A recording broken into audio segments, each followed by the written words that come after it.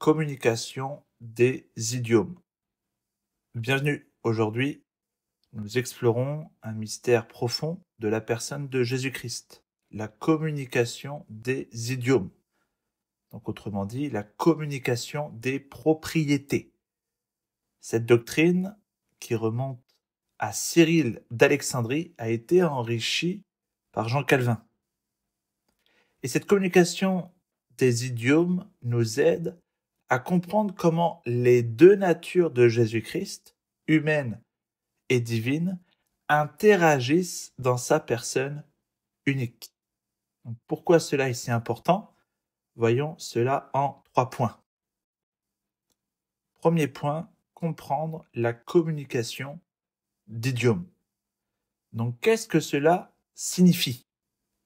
Le terme communication d'idiomes désigne le partage des propriétés entre les deux natures de Jésus-Christ dans sa personne unique.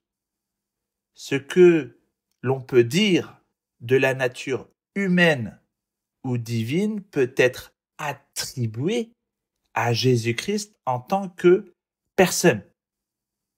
Mais ce que l'on dit de la personne ne peut pas toujours être dit de ces deux natures de manière interchangeable. Donc, prenons 2 exemples. Premier exemple, quand Jésus dort dans la barque en Marc 4,38, cela concerne sa nature humaine. Mais on peut dire, Jésus-Christ, la personne de Jésus-Christ, s'est reposée. Deuxième exemple, quand l'Écriture dit que Jésus-Christ a créé le monde en Jean 1,3, cela concerne sa nature divine. Mais on peut dire Jésus-Christ est le créateur, donc la personne de Christ est créateur. Passons à présent au deuxième point. Donc 4 choses pour comprendre la communication d'idiomes. Ce qui peut être dit des natures peut être dit de la personne. Ça, c'est une clé. Ce qui peut être dit des natures peut être dit de la personne. Donc les Saintes Écritures attribuent parfois des propriétés humaines à Jésus-Christ tout en lui donnant un titre divin. Par exemple, dans Actes 20-28, il est parlé du sang de Dieu, le sang de Dieu. Dieu en tant que tel n'a pas de corps ni de sang. Mais le Fils incarné qui est Dieu et humain a versé son sang pour nous. Il est donc juste de parler du sang de Dieu en référence à la personne de Jésus-Christ incarné. Ce qui peut être dit des natures peut être dit de la personne. Deuxième point, ce qui est dit de la personne ne s'applique pas automatiquement aux natures. Ce qui est dit de la personne ne s'applique pas automatiquement aux natures. Dire que Dieu est mort sur la croix est correct si nous parlons du Fils incarné, mais faux si nous signifions que la divinité ou l'essence divine a souffert et péri. La nature divine de Jésus-Christ reste impassible et immuable.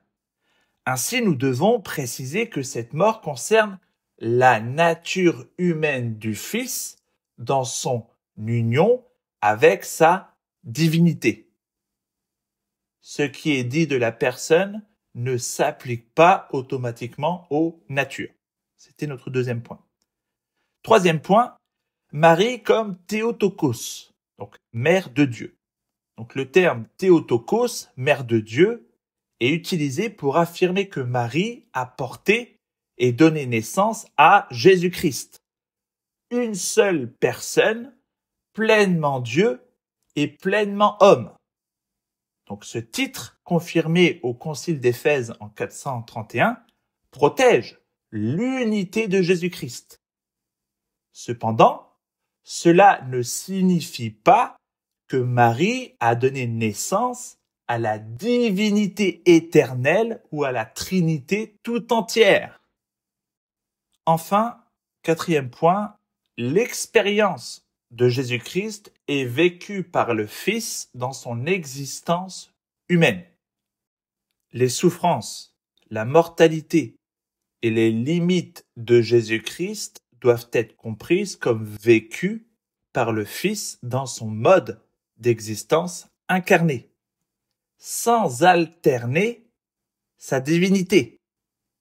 Ainsi, toutes ces expériences humaines appartiennent à sa personne unique. Troisième point, pourquoi cela est crucial? Pourquoi c'est important? Premièrement, pour préserver l'unité de Jésus-Christ. La communication d'idiome garantit que nous parlons de Jésus-Christ comme une personne unique, sans confondre ni diviser ces deux natures. Ensuite, pour exprimer la richesse de l'incarnation. Jésus-Christ est simultanément visible et invisible, passible et impassible, temporel et éternel. Donc ces vérités nourrissent notre adoration devant le mystère de l'incarnation. Et enfin, pour éviter les erreurs doctrinales.